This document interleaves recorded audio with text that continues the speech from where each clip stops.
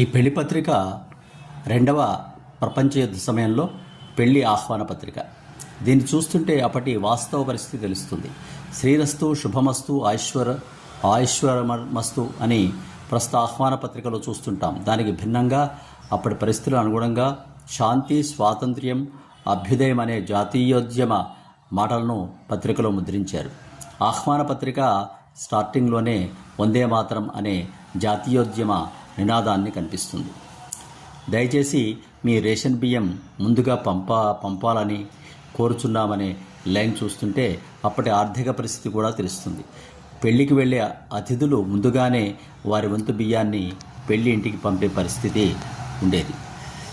అలాంటి పరిస్థితుల్లో మన స్వాతంత్ర్య సమరయోధులు దాదాపుగా ఈ పెళ్లి పత్రిక 9/5/1946 నాటి తాడంకి గ్రామంలో ముద్రించినటువంటిది నాటి పరిస్థితులకు అద్దం పడుతోంది.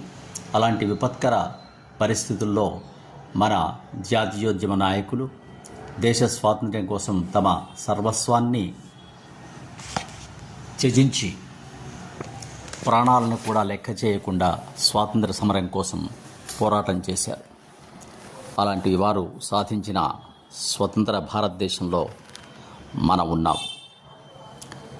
కానీ వారి త్యాగాల మూలంగా వచ్చిన స్వాతంత్ర్యం ఈరోజు పరిస్థితులు మనం చూసినట్లయితే వారికి త్యాగాలు మనవి భోగాలు, వైభోగాలు అనిపిస్తుంది. ఇలాంటివి చూసినప్పుడు వారి పరిస్థితిని మనం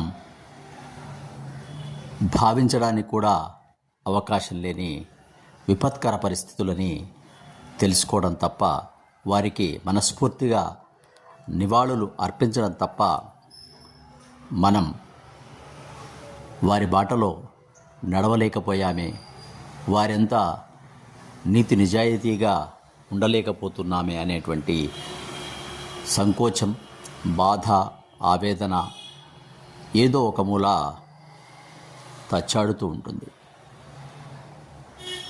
జోహార్.